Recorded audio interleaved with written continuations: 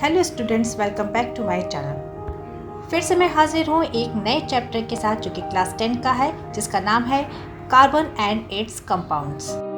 Carbon एक ऐसा element है जो कि वर्सटाइल है। इसके कई रूप देखने को आपको मिलते हैं। कार्बन एलिमेंट मिनरल्स के फॉर्म में भी मिलेगा और साथ में गैस के फॉर्म में भी मिलता है। मिनरल्स के फॉर्म में ये 0.02% पाया जाता है और गैसियस फॉर्म में ये 0.03% पाया जाता है। सही मायने में इस धरती पे पाई जाने वाली सभी जीवित चीजें कार्बन की ही बनी हैं। जितना जरूरी हमारे जीवन के लिए ऑक्सीजन है, उतना ही जरूरी कार्बन भी है। तो ये थी कार्बन एलिमेंट की छोटी सी जानकारी। अब हम इसके कंपाउंड्स के बारे में जानेंगे और साथ में कार्बन एलिमेंट के एटॉमिक स्ट्रक्चर को भी जानेंगे, उसके इलेक्ट्रॉनिक कॉन्फ़िगरेशन के बारे में भी जानेंगे। जब एक से अधिक एलिमेंट्स एक रेशियो में एक दूसरे से कंबाइन हो जाते हैं तो कंपाउंड बनाते हैं। कंपाउंड्स में एक जैसे एलिमेंट्स एक दूसरे से कंबाइन करके कंपाउंड बना सकते हैं या डिफरेंट एलिमेंट्स एक दूसरे से कंबाइन करके कंपाउंड बना सकते हैं, जैसे कि हाइड्रोजन गैस मॉलिक्यूल्स या ऑक्सीजन गैस मॉलिक्यूल्स। इन दोनों ही केस में एक ही तरह के एलिमेंट्स आपस में जुड़ते हैं और कंपाउंड बनाते हैं। ठीक ऐसे ही सोडियम क्लोराइड यानी कि NaCl, जिसमें दो अलग तरह के एलिमेंट, एक तरफ सोडियम और एक तरफ क्लोरीन, आपस में कंबाइंड होते हैं और कंपाउंड बनाते हैं। कंपाउंड्स 2 टाइप के होते हैं, पहला ऑर्गेनिक और दूसरा इनऑर्गेनिक। ऑर्गेनिक कंपाउंड्स वो कंपाउंड्स होते हैं जिसमें कार्बन एलिमेंट पाया जाता है और इनऑर्गेनिक कंपाउंड्स वो कंपाउंड्स होते हैं जिसमें कार्बन के अलावा सभी एलिमेंट पाए जाते हैं। वैसे तो ऑर्गेनिक कंपाउंड्स में कार्बन के साथ साथ हाइड्रोजन एटम्स भी काफ़ी मात्रा में पाए जाते हैं। ऑर्गेनिक कंपाउंड्स के आपको ढेर एग्जाम्पल्स देखने को मिल जाएंगे। जो भी हम खाते हैं, जो भी हम पहनते हैं, सब ऑर्गेनिक कंपाउंड्स ही हैं। फूड से जो भी हम न्यूट्रिशन गेन करते हैं वो ऑर्गेनिक कंपाउंड्स ही हैं, चाहे आपका कार्बोहाइड्रेट हो, लिपिड हो, प्रोटीन हो, मिनरल्स हो, एटसेट्रा एटसेट्रा।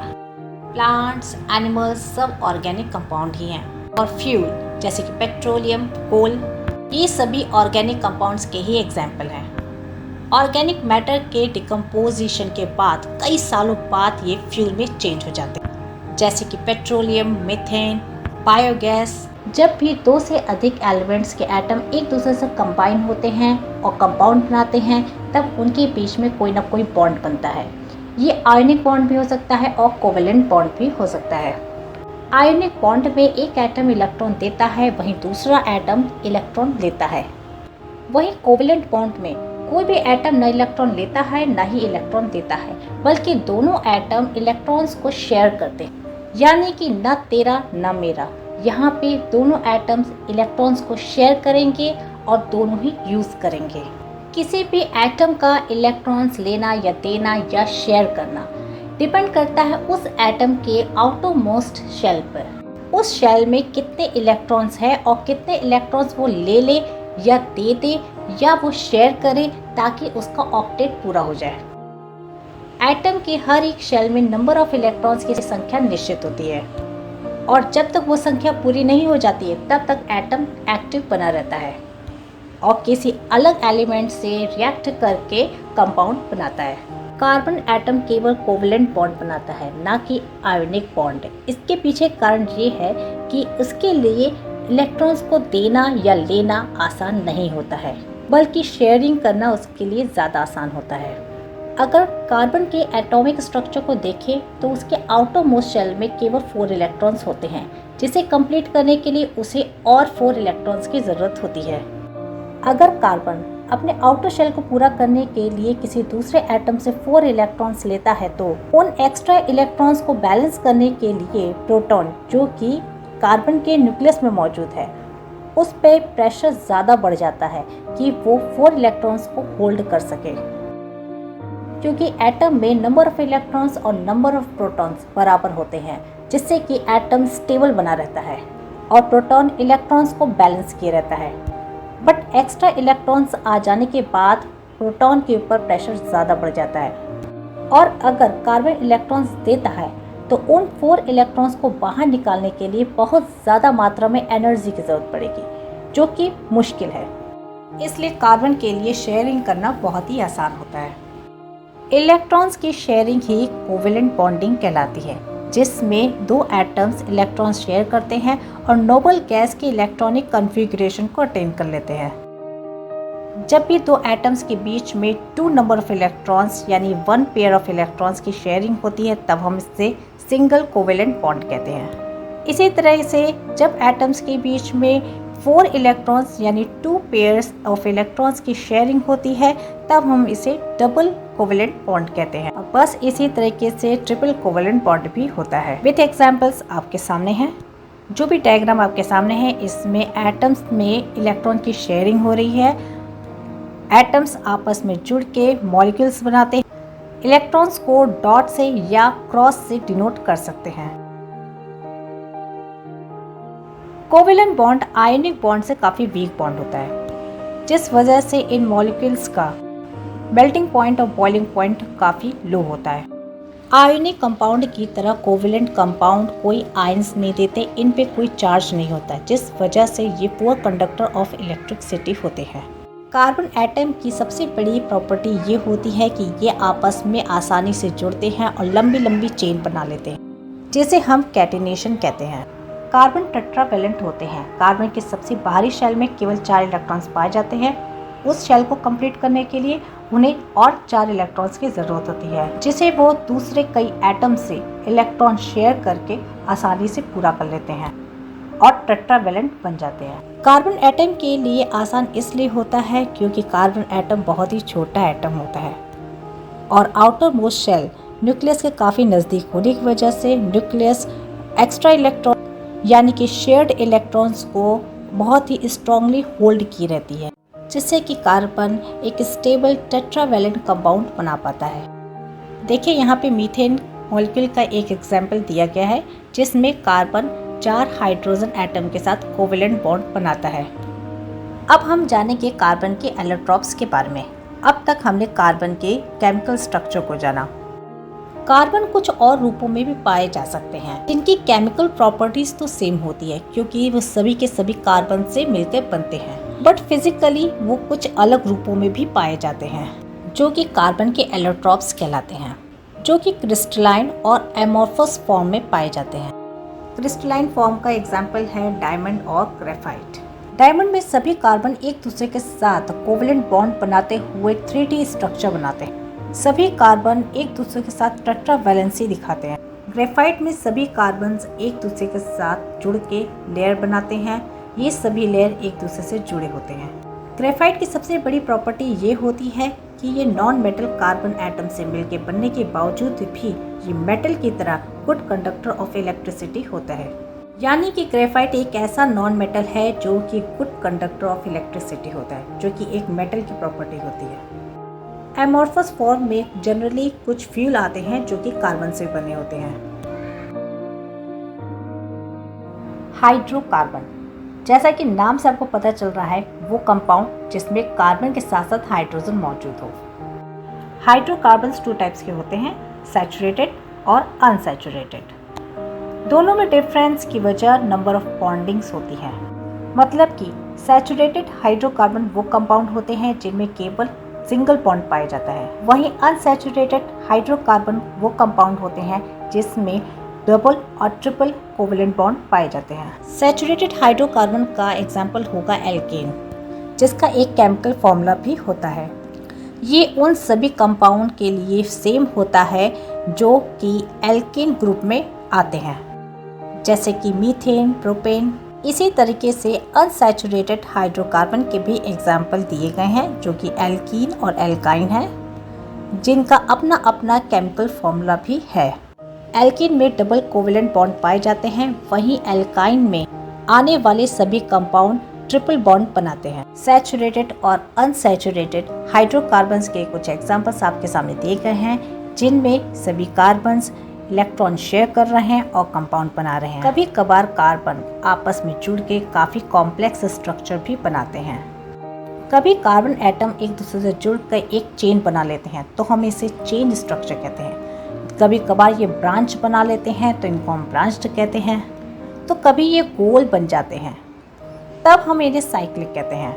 कभी कभार ये स्ट्रक्चर में इतना चेंज लाते हैं कि वो आइसोमर बन जाते हैं, इन्हें हम स्ट्रक्चरल आइसोमर्स कहते हैं। जिनका मॉलिक्यूलर फॉर्मूला तो सेम होता है बट उनका स्ट्रक्चर डिफरेंट होता है। फंक्शनल ग्रुप वो एटम होता है या एटम्स का ग्रुप होता है जो कि उस कंपाउंड की खास प्रॉपर्टी शो करता है। जैसे कि अल्कोहल फंक्शनल ग्रुप जिसके केमिकल फॉर्मूला में OH मिलता है। जिस भी कंपाउंड में OH एक्टिव रहता है वो सभी कंपाउंड अल्कोहल ग्रुप में आते हैं। नॉमेनक्लेचर सभी ऑर्गेनिक कंपाउंड्स यानी हाइड्रोकार्बन्स का नामकरण किया गया है जिनका नामकरण उनके स्ट्रक्चर पर आधारित है, जिसके लिए IUPAC रूल को फॉलो किया जाता है।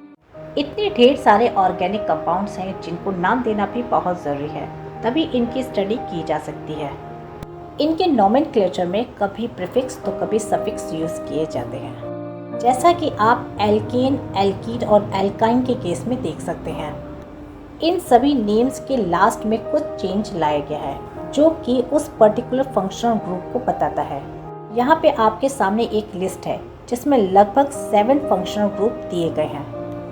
एक तरफ कंपाउंड्स के एग्जाम्पल्स दिए गए हैं और उन सभी के नॉमेनक्लेचर में कहाँ प्रीफिक्स और कहाँ सफिक्स यूज़ किया गया है वो बताया गया है। नॉमेनक्लेचर का एडवांटेज ये होता है कि जब हम किसी भी ग्रुप की स्टडी करते हैं तो उसमें आने वाले सभी कंपाउंड्स की स्टडी एक तरह से हम कर लेते हैं। अब हम कार्बन की कुछ केमिकल प्रॉपर्टीज भी जानेंगे। कंबक्शन जब भी कोई कार्बन कंपाउंड ऑक्सीजन की प्रेजेंस में जलता है तो कार्बन डाइऑक्साइड के साथ साथ वाटर प्रोड्यूस करता है और इस रिएक्शन में हीट और लाइट भी प्रोड्यूस होती है। किसी भी फ्यूल का जलना कंबक्शन ही कहलाता है। ऑक्सीडेशन किसी भी कार्बन कंपाउंड या हाइड्रोकार्बन में ऑक्सीजन के और जुड़ जाने को उस कंपाउंड का ऑक्सीडेशन कहलाता है। ये रिएक्शन किसी ऑक्सीडाइजिंग एजेंट के प्रेजेंस में होता है। एडिशन रिएक्शन इस तरह का रिएक्शन अक्सर अनसैचुरेटेड हाइड्रोकार्बन्स ही देते हैं, यानी कि या तो वो एल्कीन ग्रुप के हों या तो एल्काइन ग्रुप के हों। दूसरे शब्दों में या तो कार्बन्स के बीच में डबल बॉन्ड हो या ट्रिपल बॉन्ड हो। इस रिएक्शन के लिए कैटलिस्ट की ज़रूरत होती है। कैटलिस्ट वो सब्सटेंस होते हैं जो किसी भी रिएक्शन की स्पीड को बढ़ा या घटा सकते हैं या उस रिएक्शन को शुरू कर सकते हैं। सब्स्टिट्यूशन रिएक्शन जब किसी कंपाउंड का कोई भी एटम किसी दूसरे एटम के द्वारा रिप्लेस किया जाता है तो इस रिएक्शन को सब्स्टिट्यूशन रिएक्शन कहते हैं। कार्बन से जुड़ा कोई भी हाइड्रोजन एटम या कोई भी हैलोजन एटम जैसे क्लोरीन या ब्रोमीन आसानी से दूसरे एटम के द्वारा रिप्लेस किए जाते हैं। अब बात करते हैं कुछ इम्पॉर्टेंट कार्बन कंपाउंड्स की, जिसमें सबसे पहले है अल्कोहल्स। वो कंपाउंड जिसमें कार्बन OH ग्रुप से जुड़ा होता है उस कंपाउंड को हम अल्कोहल कहते हैं, जैसे कि एथनॉल C2H5OH। एथनॉल कुछ एसिडिक नेचर का होता है। जब ये सोडियम के साथ रिएक्ट करता है तो हाइड्रोजन गैस निकलती है और सोडियम एथॉक्साइड बनता है, और जब हम इसे कॉन्सेंट्रेटेड H2SO4 के साथ गर्म करते हैं तो एथिन यानी कि एथिलीन का फॉर्मेशन होता है। एथनॉल का फ्यूल की तरह भी यूज़ किया जा सकता है। इसे पेट्रोल में 20% तक डाला जा सकता है, जिससे पेट्रोल की एफिशिएंसी और बढ़ जाती है और इस मिक्सचर को गैसोल कहते हैं। अब बात करते हैं इथेनोइक एसिड की, जिसे एसिटिक एसिड कहते हैं। इसका केमिकल फॉर्मूला होता है CH3COOH। इथेनोइक एसिड यानी कि acetic acid carboxylic acid group का ही एक कंपाउंड है, जिसमें कार्बन COOH ग्रुप से जुड़ा होता है। ये एसिड जब सोडियम हाइड्रोक्साइड से रिएक्ट करता है तो सोडियम एसीटेट बनाता है, और जब ये सोडियम कार्बोनेट या सोडियम बाइकार्बोनेट के साथ रिएक्ट करता है तो भी सोडियम एसीटेट ही बनाता है, और साथ में कार्बन डाइऑक्साइड भी रिलीज करता है और वाटर मॉलिक्यूल्स भी बनते हैं। जब एसिटिक एसिड को इथेनॉल के साथ रिएक्ट कराया जाता है तो ईस्टर का फॉर्मेशन होता है। ये ईस्टर एसिड या बेस के प्रेजेंस में फिर से एसिटिक एसिड और इथेनॉल का फॉर्मेशन करते हैं। इस रिएक्शन को सेपोनिफिकेशन कहते हैं, यानी कि सोप का फॉर्मेशन इसी रिएक्शन से होता है। अब हम सोप की फॉर्मेशन को भी अच्छे से जानेंगे, यानी कि अब बात करेंगे सोप और डिटर्जेंट की। सोप सोडियम या पोटेशियम सॉल्ट होता है जो कि कार्बोक्सिलिक एसिड की लंबी चेन के साथ जुड़ा होता है। इस लंबी चेन में हाइड्रोफोबिक और हाइड्रोफिलिक ग्रुप दोनों पाए जाते हैं। हाइड्रोफोबिक ग्रुप वाटर मॉलिक्यूल्स को रिपेल करता है वहीं हाइड्रोफिलिक ग्रुप वाटर मॉलिक्यूल्स की तरफ अट्रैक्ट होता है। सोप मॉलिक्यूल का जो एंड हाइड्रोफिलिक होता है वो उसका हेड कहलाता है और जो एंड हाइड्रोफोबिक होता है वो उसका टेल कहलाता है। सोप या डिटर्जेंट को जब हम वाटर में डिसॉल्व करते हैं तो वो मिसेल बनाता है, जैसा कि आपको डायग्राम में दिख रहा है। क्लॉथ में चिपके हुए जो डर्ट होते हैं वो ग्रीसी या ऑयली होते हैं। जब इसे साबुन के घोल में डाला जाता है तब सोप मॉलिक्यूल्स का हाइड्रोफोबिक एंड क्लॉथ में चिपके डर्ट की तरफ अट्रैक्ट होता है और उसका दूसरा एंड वाटर मॉलिक्यूल्स की तरफ रहता है और इस तरह से ये सोप मिसल का फॉर्मेशन करके एक इमल्शन तैयार करते हैं वाटर में और क्लॉथ में चिपके हुए डर्ट को बाहर निकालते हैं। So this is all about this chapter carbon and it's compounds. कुछ चीज़ें आपको इसमें लर्न करनी होंगी, बट समझ के लर्न करेंगे तो ज़्यादा आसानी से लर्न कर पाएंगे और याद भी रख पाएंगे। अगर आज का वीडियो पसंद आया हो, समझ में आया हो तो इस वीडियो को लाइक ज़रूर कीजिएगा। अगर कुछ नहीं समझ भी आया हो तो कमेंट बॉक्स में लिख के आप पूछ सकते हैं। मैं आपके सारे डाउट्स क्लियर करूँगी और आगे भी वीडियो बनाती रहूँगी। इससे जल्दी से मेरे चैनल को सब्सक्राइब कर दीजिए। Thank you for watching.